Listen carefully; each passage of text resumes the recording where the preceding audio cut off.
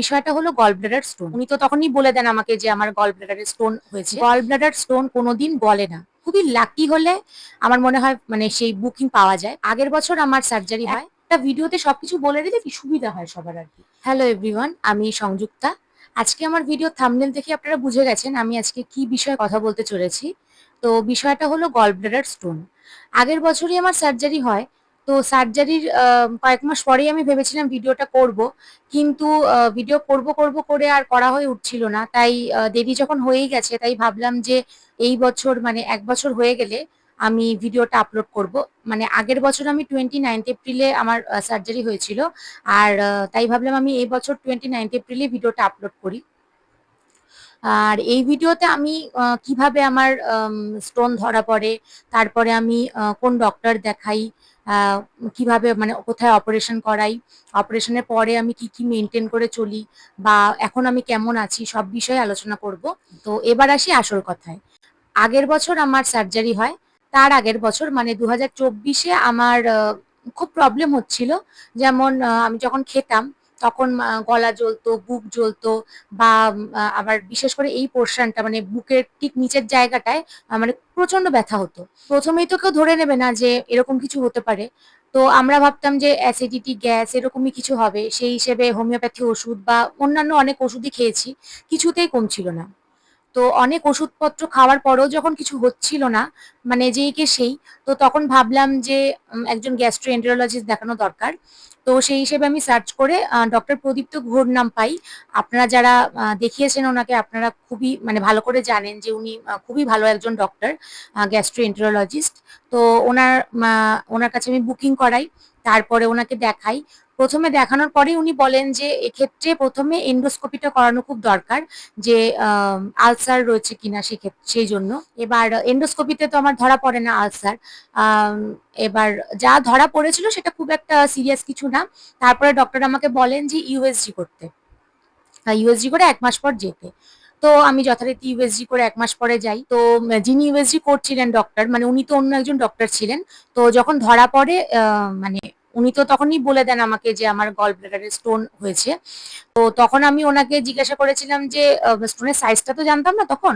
তো বলেছিলাম যে এটাকে অপারেশন করতে হবে, তখন বলেছিলেন হ্যাঁ মনে হয় করতে হবে। এবার তখন থেকে একটা টেনশন মোটামুটি শুরু হয়ে গেছে, কারণ আমরা সবাই জানি যে গল ব্লাডার স্টোন বা অ্যাপেন্ডিক্স এই ধরনের অপারেশন গুলো একটু ছোটখাটো অপারেশন, মানে খুব একটা মেজর অপারেশন না, মাইনর অপারেশনই। বাট স্টিল এগুলো অপারেশন তো। আর আমার লাইফে ফার্স্ট টাইম আমার অপারেশন হলো, তো একটু তো ভয় থাকেই। ওটা সবারই থাকে, ওটা বলে লাভ নেই।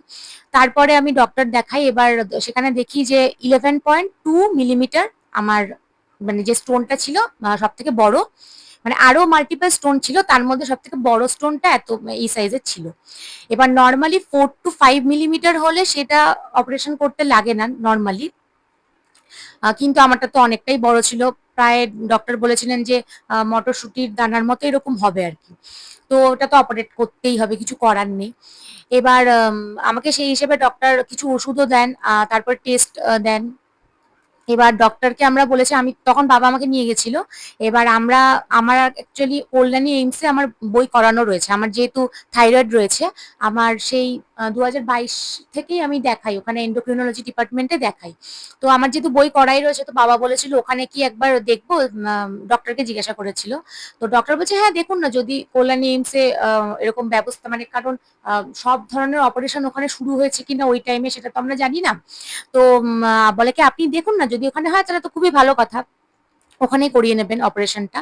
তারপরে বাবা খোঁজ নিল যে হ্যাঁ কল্যাণী এইমসে হয় সার্জারি, গলব্লাডার স্টোন সার্জারি।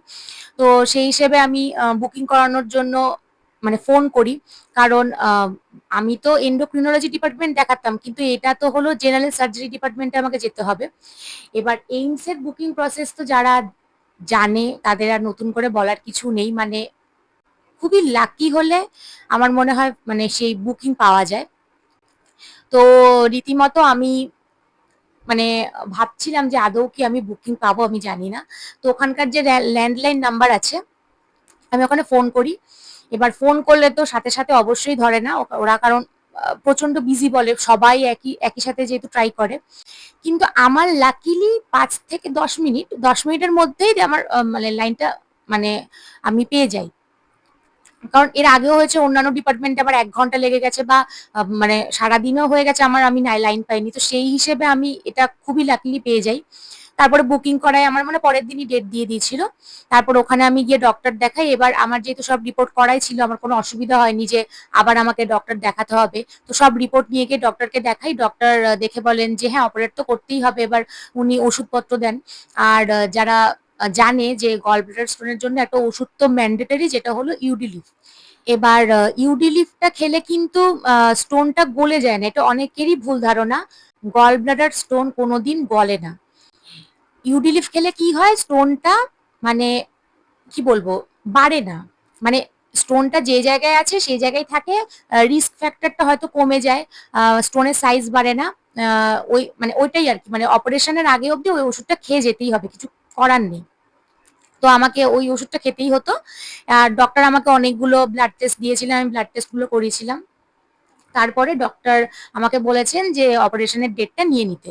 তো ওটা তো অন্য জায়গায় গিয়ে নিতে হয়। তো যিনি অপারেশনের ডেটগুলো হ্যান্ডেল করেন, মানে যে স্যার ছিলেন, মানে স্যার এতটাই ভালো ছিলেন আমি বলে বোঝাতে পারবো না। মানে স্যার খুবই হেল্পফুল।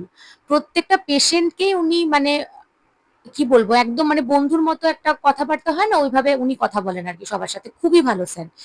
তো স্যারের কাছে যাই, স্যার একটা ডেট দেন। এবার আমার ডেট পড়েছিল 26 মে। এবার 26 মে হলেও স্যার বলেছিলেন আমাকে, কেন মানে সব পেশেন্টদেরই উনি এরকম খাতার মধ্যে ফোন নাম্বার নিয়ে রাখেন, যে আমি এই ডেটটা দিলাম, যদি এর আগে কোনো অপারেশন থিয়েটার মানে কোনো ডেট যদি খালি থাকে, তাহলে আমি আপনাদের ফোন করে দেব, তাহলে আপনারা ইমিডিয়েটলি চলে আসবেন। তো আমারও ওরকমই হয়েছিল। আমি ওখানে ডক্টর দেখাই, মোটামুটি ব্লাড টেস্ট করি, আবার দেখাতে গিয়েছিলাম। এরকম ডক্টর বলেছিলেন 2-3 বার যেতে, আমি গিয়েছিলাম। তারপরে আমি ওয়েট করছি অপারেশনের ডেটের জন্য, অবভিয়াসলি যে 26শে মে ধরে রেখেছিলাম যে 26 মে হবে। তো সেই হিসেবে আমি ওষুধও ওভাবে খাচ্ছিলাম। আর আবার এত ব্যথা হতো ওই ওই পোর্শনটায়, মানে আমি ট্রেনে করে যেহেতু যাতায়াত করতাম, তখন মানে বেশি দৌড়াদৌড়ি বা হাঁটা চলা এসব করলে একটু ব্যথাটা বেড়ে যেত স্বাভাবিকভাবেই। তো ওর জন্য স্যার বলেছিলেন যে ঠিক আছে, আমি চেষ্টা করব যতটা আগে করা যায় ডেট, কারণ সবকিছু তো স্যারদের হাতে থাকে না, স্বাভাবিক। তো সেই হিসেবে স্যার আমাকে বাবাকে ফোন করেছিলেন 28 এপ্রিল, মানে সার্জারি ঠিক আগের দিন। এবার হঠাৎ করে সকালে ফোনটা পেয়েছি, তো মানে একটা প্রিপারেশন যেহেতু ছিল না, একদম মানে তাড়াহুড়ো করে হন্তদন্ত হয়ে রেডি হয়ে মানে ট্রেনে করে গেছি, মানে সে একটা মানে ওই দিনটা আমি কোনোদিন ভুলবো না। তো গেছি, বিকেলের মধ্যে পৌঁছে গেছি। ওখানে আবার অনেক ফর্মালিটিস থাকে, ডক্টর এসেছিলেন। ডক্টর দেখলেন আমার সব রিপোর্ট সবকিছু ঠিকঠাক রয়েছে কিনা, মানে কালকেই অপারেশন করা যাবে কিনা এরকম। তো বললেন হ্যাঁ ঠিক আছে, ওকে ভর্তি করিয়ে দাও। তারপরে আমাকে স্যার বললেন যে আই থিঙ্ক 5th ফ্লোর ছিল, ওখানে উনি সবকিছু বলে দিলেন যে কিভাবে যেতে টেতে হবে। তো আমরা গেলাম, আমি আর বাবা গেছিলাম। এবার আমাকে তো বেরোতে দেবে না, যেহেতু আমি পেশেন্ট। বাবাকেই সব আনতে হয়েছিল, মানে ওনারা লিস্ট দিয়ে দিয়েছিলেন অপারেশনের জন্য কি কি জিনিসপত্র লাগবে, ওষুধপত্র বা যা যা লাগবে আর কি। প্রায় মানে বড় বড় দুটো ব্যাগ, মানে অনেক অনেক জিনিস ছিল, অনেক। তো বাবা ওগুলো সব কিনে এনেছিল রাত্রে, তখন প্রায় রাত হয়ে গেছে। আর আমাকে এদিকে অনেক কিছু করতে হয়েছিল, ফর্মালিটিস মেনটেন, এটা ওটা সেটা, মানে অনেক অনেক মানে দৌড়াদৌড়ি করে করেই আমার ওই দিনটা পুরো কেটে গেছে। তারপর আবার ডক্টর এসেছিলেন যে আমার কি কি সিমটম রয়েছিল, বা মানে উনি একটা ফাইলে আর কি সব নোট করছিলেন, সেই হিসেবে আর কি হয়তো সব রিপোর্ট করতে হয়। তারপরে সবকিছু করার পর আমার খাবার এলো, দুপুরে সরি রাতের খাবার এসেছিল। রাতে দিয়েছিল ভাত, পনিরের একটা সবজি, আর একটা কিছু দিয়েছিল, মানে সবজি বা কিছু ডাল, টক দই, স্যালাড এরকম আর কি। এবার ওই দিনটা না এমন হয়েছিল আমার না কিছু খেতে ইচ্ছা করছিল না। তো আমি খুব একটা বেশি খাইও নি, একদম অল্প একটু ভাত খেয়েছিলাম, মানে জাস্ট একটু খেতে হয় জাস্ট, তাই খেয়েছি। তো এইভাবেই ওই দিনটা চলে গেল। তারপরে ভোর হলো, ওখানে আমাকে ওষুধপত্র দিয়েছিল, ও রাতে আবার টিটেনাসও দিয়েছিল। টিটেনাসের ব্যথায় তো টিকতে পারছি না, যাই হোক এই করে করে রাতটা কেটে গেছে কোনো রকমে। তারপরে তো ভোর হয়েছে, আমি উঠে পড়েছি। ওখানে ড্রেস দিল, ওখানকার যে ড্রেস পরতে হয় আর কি, তো ড্রেস পরলাম। তারপরে ফ্রেশ হয়ে নিলাম। এবার তার পরের দিন কি হয়েছিল যে অনেক ব্লাড টেস্ট করতে হয়েছিল আমার। এর জন্য অনেক মানে ব্লাডও লেগেছিল, কারণ একটা সিরিঞ্জে হবে না, বেশ অনেকগুলোই ব্লাড নিতে হয়েছে আমার। তারপরে ডক্টর বলেছেন যে ৯টা ৯:৩০ মধ্যে আমাকে বলে যে এখন যেতে হবে মানে ওটির ওখানে। ওখানে আবার অনেক মানে ফর্মালিটিস মেইনটেইন করতে, করতে অনেক ঘন্টা চলে যায় অ্যাকচুয়ালি। আ তারপরে আমি আবার ওখানে ড্রেস-টেস পরে মাথায় ক্যাপ পরলাম। তারপরে গেলাম অপারেশন থিয়েটারের ওখানে, মানে ঢুকিনি অপারেশন থিয়েটারে তখনো। তার আগে আমাকে আবার ইউএসজি করিয়েছিল। কারণ ইউএসজি করে আবার কনফার্ম করে নেয় যে ওরা স্টোনের সাইজ কিরকম কি আছে। তো আমার স্টোনের সাইজ মোটামুটি ওরকমই ছিল, খুব একটা বেশি বাড়েনি। তো ইউএসজি করার পরে আমাকে ভেতরে নিয়ে যায়। এবার মা-বাবা তো বাইরে বসেছিল, মা-বাবাকে তো ঢুকতে দেবে না। তারপরে ভেতরে গিয়ে আমি ভেবেছি কি ওটি মানে আমাকে ওটিতে নিয়ে যাচ্ছে। তারপর দেখলাম না, ওখানে আরো অনেক পেশেন্ট রয়েছে। অপারেশন অন্য একজনের হচ্ছে। ওখানে আমাকে মনিটরিং এর জন্য আরকি বেডে শুইয়ে দিয়েছিল। প্রেশার বা অন্যান্য জিনিস আরকি দেখছিল কেমন কি রয়েছে। তারপরে বেশ অনেকক্ষণ হয়ে যায়, মানে প্রায় ২-১ ঘন্টা মতো আরকি ওখানে আমরা ছিলাম। আমি ছিলাম সরি। তারপরে ওটিতে ঢুকলাম। ওটিতে মনে হয় ১২টা থেকে ১২:৩০ এরকম টাইমে ঢুকেছিলাম দুপুরে। এবার বাইরে বেরিয়েছি ৩.৫-৪ ঘন্টা পরে। মানে সবকিছু মিলিয়ে মানে ওটিতে ঢোকার টাইম আর বেরোনোর টাইমটা বলছি। তারপর আমাকে বেডে দিল। মা-বাবা আমাকে দেখতে আসলো। তারপর ওই বেড থেকে আবার আরেকটা আমাকে জেনারেল বেডে দিল। আরেকটা ব্যাপার হচ্ছে যে স্টোনটা। এবার স্টোনটা কিন্তু নরমালি পেশেন্টরা দেখতে পায় আমি যতদূর জানি। কিন্তু আমি দেখতে পাইনি। তো আমাকে ডক্টর বলেছিল যে, "না এরকম তোমার মটরশুঁটির মতো এরকম সাইজেরই স্টোন দেখা গেছে।" কিন্তু আমাকে বলেছে যে নরমালি স্টোনটা দেওয়া হয় কোনো কারণে হয়তো কিছু একটা মিস্টেক বা কিছু হয়েছে, আমার কাছে স্টোনটা এসে পৌঁছায়নি, আমি দেখতে পাইনি যে অ্যাকচুয়ালি আমার স্টোন গুলো মানে কি কিরকম ছিল না ছিল। এবার মানে সে যাই হোক সেটা ব্যাপার না, কিন্তু হয় না একটা কৌতূহল তো মানুষের থাকেই আর কি। তো আমি দেখতে পাইনি। আর gall bladder actually gall bladder stone surgery মানে কিন্তু gall bladder removal surgery, gall ব্লাডারটা টোটালি রিমুভ করে দেওয়া হয়। আর গল ব্লাডারটা চলে যায় টেস্টের জন্য। এবার আমাকে তারপরে জেনারেল বেডে দিয়ে দেয়। এবার ওখানে ব্যাপারটা হচ্ছে যে ফিমেল ওয়ার্ডে ফিমেলদেরই থাকতে দেয়। এবার আমার মা আমার সাথে থাকতে পারতো অবশ্যই। কিন্তু মা ওভাবে সারাদিন রাত্রিবেলা ওরকম থাকলে মাও যদি অসুস্থ হয়ে যায়, সেজন্য মা বলেছে না আয়া যদি থাকে, বাবা বলেছিল তাহলে আয়া একজন রেখে দেওয়া গেলে ভালো হয়। তো ওখানে কোনো অসুবিধা নেই। আয়ার অনেক ব্যবস্থা রয়েছে, কারণ ওখানে মানে ওদের একটা সংস্থা বা এরকম থাকে। অনেক আয়া এরকম আন্টিরা থাকে। তো ওখান থেকে একজন মানে বাবা একজনকে ফোন করে একজন আয়া আন্টিকে ঠিক করেছিল। আর আন্টি এত ভালো, মানে পুরো নিজের মতোই মানে কি সব কাজকর্ম যা করার আর কি, আন্টি খুবই ভালো ছিল, খুবই ভালো। একবেলা 400 টাকা করে নিয়েছিল আন্টি। ৩ বেলা, অপারেশনের দিন রাত্রিবেলা আর পরের দিন দুবেলা ছিল আন্টি, তো টোটাল ১২০০ টাকা নিয়েছিল। আচ্ছা, অপারেশনের দিন তো আমি কিছুই খাইনি, ওদিন স্যালাইন চলছিল। তার পরের দিনও আমি কিছুই খাইনি। আমাকে বলেছিল লিকুইড খেতে, ওই ৫০০ থেকে ১ লিটার এরকম কিছু একটা মেজারমেন্ট দিয়েছিল যে এর বেশি তুমি খেতে পারবে না। তো সেই হিসেবে ওদের আবার খাবারের যে সিস্টেম থাকে, ওরা সেই হিসেবে পেশেন্টের নাম অনুযায়ী খাবার দিয়ে যায়, কার কি লাগবে না লাগবে। সেই হিসেবে আমাকে দিয়ে গেছিল একটা লিকুইড, ওটা ঠিক আমি এখনো বুঝতে পারছি না মানে ওটা কি ছিল। মানে একটা কিছু মশলা টাইপের কিছু দেওয়া ছিল, কিন্তু আমি টেস্টটা এক্স্যাক্টলি বুঝতে পারিনি কি ছিল। কিন্তু একটা লিকুইড ছিল, তো ওইটা একটু খেয়েছিলাম। জল তো বেশি খেতে দিত না আমাকে, স্যালাইন চলছিল যেহেতু। আর ডক্টর তো রাউন্ডে এসে দেখে যেতেন যে পেশেন্টরা কেমন রয়েছেন। এবার ডক্টর আমাকে বলেছিলেন যে অপারেশনের পরপরই তো হাঁটা যায় না, কিন্তু হাঁটাটা উচিত। এবার আমিও হাঁটতে চাইছিলাম, কারণ এরকম শুয়ে বসে মানে শুয়ে থাকতে তো একদমই ভালো লাগে না। কিন্তু একজন ডক্টর মনে ফোনে বলেছিলেন কোনো নার্সকে যে অপারেশনের পরপরই তো হাঁটা যায় না, একটু পরে ও যেন হাঁটে। আর রাউন্ডে এসে ডক্টর বলেছিলেন না তুমি হাঁটা শুরু করে দাও, কারণ হাঁটলেই ভালো থাকবে, না হাঁটলে না ওই জায়গাটা মানে অবস্থা খুব একটা মানে খারাপ হয়ে যেতে পারে আর কি। তো ওই জন্য আমি বলছিলাম হ্যাঁ আমি তো হাঁটতেই চাই। আর ডক্টর বলেছিলেন যে আরো ২-১ দিন থাকলে থাকা যেতে পারে। তো ডক্টর বলছে কাছাকাছি যখন তুমি তাহলে বাড়ি চলে যেতে পারো, কোনো অসুবিধা নেই। ওই দিনই আমাকে ড্রেসিং করিয়ে দিয়েছিল ওখান থেকে। এটা হলো মানে অপারেশনের পরের দিন বলছি। আমাকে ছেড়ে যায় তার পরের দিন। পরের দিন তো সকাল সকালে আন্টি চলে যায়, মানে যে আয়া আন্টি ছিল।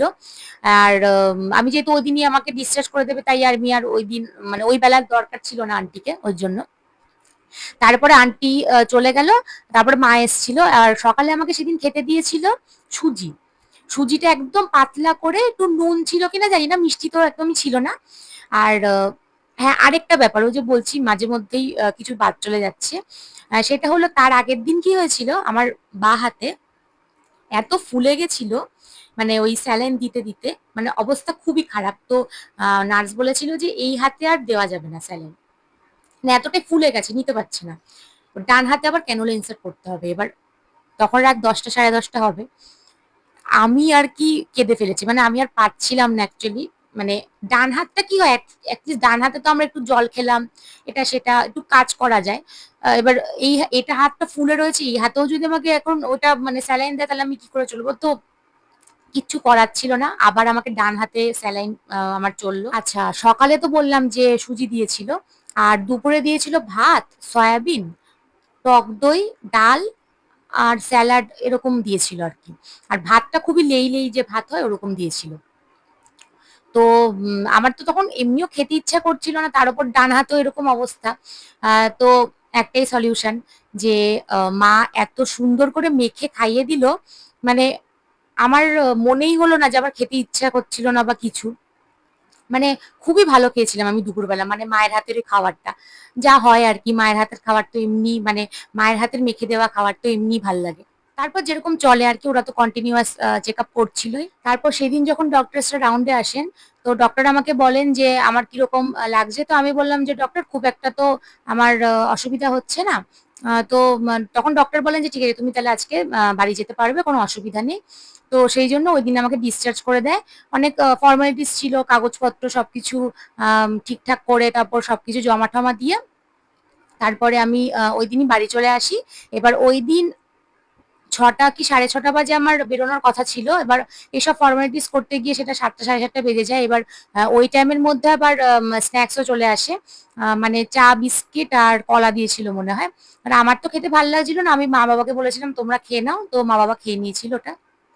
তারপরে আমরা আস্তে আস্তে আমি তারপর বাড়ি চলে আসি।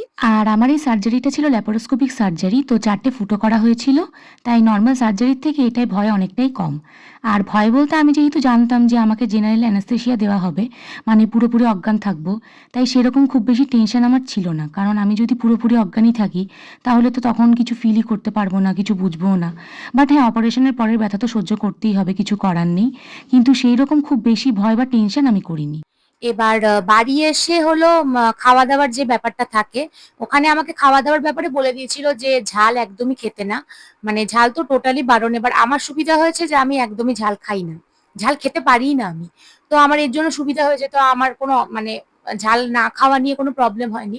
আর বলেছিল দুধ জাতীয় কিছু খেতে না, আর দুধ খেলেও সেটা ফুটিয়ে 2-3 বার মানে সর তুলে খেতে। এবার আমি খেতাম না খুব একটা দুধ বা জাতীয় কিছুই খেতাম না। আর বাড়িতে খেতাম সকালে টিফিনের মধ্যে সুজি খেতাম বা একটু রুটি খেলাম, এরকম আর কি। আর দুপুর রাতে মানে পাতলা মাছের ঝোল মানে ঝাল ছাড়া, তারপরে ডাল ভাত মানে একদম বাড়িতে যে হালকা পাতলা খাওয়া হয় সেরকমই মা রান্না করে দিত, আমি ওরকমই খেতাম। রিচ খাবার তো একদমই বারণ, সে তো অবশ্যই। আর আর তারপরে ছিল 9th মে আমার স্টিচ কাটার জন্য আমাকে ডেট দিয়েছিল। তারপরে আমি আবার এইমসে গেলাম, আমার স্টিচ কেটে দিল। তারপরে ডক্টর দেখলেন, দেখে বললেন যে না ঠিক আছে, কোনো অসুবিধা নেই। উনি কয়েকটা ওষুধ দিলেন, অয়েনমেন্ট দিলেন একটা। ব্যাস তারপরে আরেকদিন মনে গেছিলাম ডক্টরের কাছে, মানে আর যেতেই হয়নি সেরকম, ডক্টর আর দেখাতে হয়নি খুব একটা। অপারেশনের জায়গাটায় মাঝে মধ্যে কি হতো, একটু দৌড়াদৌড়ি, মানে দৌড়াদৌড়ি তো বেশি করতাম না আমি, একটু মানে জোরে হাঁটা চলা বা মানে হয় না যে সিঁড়িতে ওঠানামা এ ধরনের একটু বেশি দৌড়াদৌড়ি করলে তখন একটু ব্যথা লাগতো। কিন্তু ওটা মানে ওটা এমন সেরকম কিছু না, মানে এরকম হতেই পারে, এটা নিয়ে টেনশনের কোনো ব্যাপার নেই। হ্যাঁ, আরেকটা ব্যাপার হচ্ছে যে এরকম যাদের সার্জারি হয় এটা হবেই, কারণ একটা অঙ্গ যেহেতু নেই, তো সেটার তো কিছু একটা কাজ তো ছিলই। তো সেটা একটু স্টেবল হতে তো আমাদের বডির একটা টাইম লাগবেই।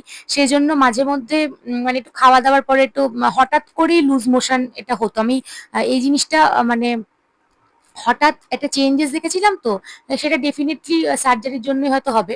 এবার সেটা আবার কিন্তু ধীরে ধীরে আমার মানে এই 1 বছরে কমে গেছে। মানে প্রথম কয়েক মাস খুবই হতো, মানে হঠাৎ করে দিনে 2 বার এরকম হলো। কিন্তু এটা দিনে দিনে মানে বছরে 1 বছরে কমে গেছে, খুব খুব একটা কোনো অসুবিধা হয় না। আর খাওয়া দাওয়ার একটা ব্যাপার হচ্ছে, আমিও কিন্তু অপারেশন করতে যাওয়ার আগে এরকম ভিডিও দেখেছিলাম, মানে কাদের কি এক্সপিরিয়েন্স বা অপারেশনের পরে কিভাবে মেনটেন করতে হবে। এবার ব্যাপারটা হচ্ছে যে আমি এরকমও ভিডিওতে দেখেছি, অনেকে বলেছে যে 2 সপ্তাহ বা 3 সপ্তাহ পরেই আমি বার্গার পিৎজা খেয়েছি। কেন? মানে আমি এটা কিছুতেই মাথায় ঢোকে না। ১ মাস ২ মাস বা কয়েক মাস কি বাদ দেওয়া যায় না এসব খাবার? মানে কি জানি আমার মাথায় ঢোকে না। মানে আমি যে খেতে ভালোবাসি না তা না। আমি খেতে ভীষণ ভালোবাসি এবং মানে আমি ফাস্ট ফুড খেতেও ভালোবাসি। কিন্তু খুব বেশি খাই না বা আমাকে খেতে দেয় না মা-বাবা। এটা অ্যাকচুয়ালি কিন্তু ভালোই করে। আমার মা-বাবা মানে রেগে যায় খুব যে বাইরের খাবার বেশি কেন খাবি? মানে সবার মা-বাবা এটা করে। কিন্তু কেউ মানে না। আমি মানি। মানে আমি খুব একটা খাই না। মানে খেলে ওই ২-৩ মাস পরে একটু কিছু একটা খেলাম এরকম টাইপের। তো সেইজন্য আমি ফাস্ট ফুড একদমই মানে অনেক মাস খাইনি। আমি মনে হয় অনেকদিন মানে বেশ কয়েক মাস পরে গিয়ে আমি একটু বিরিয়ানি খেয়েছিলাম। এরকম আরকি। মানে আমাকে ডক্টর বলেও দিয়েছিলেন যে, "তুমি চেষ্টা করবে যে ভাজা-পোড়া মানে একটা খাবে কয়েক মাস পরে। যদি দেখো যে তোমার অসুবিধা হচ্ছে না, তখন তুমি মাঝে মধ্যে একটা খেলে" এরকম আরকি। তার মানে বেশি খাবে সেটা না অবশ্যই। সবকিছুই মানে আমরা অপারেশন হয়েছে বলে কিন্তু না, নরমালিও কিন্তু আমাদের অল্প, অল্পই খাওয়া উচিত। মানে যেকোনো জিনিসই। আর ডক্টর বলেছিলেন যে আ মানে কয়েক ঘন্টা পর, পরই অল্প, অল্প কিছু খাবে।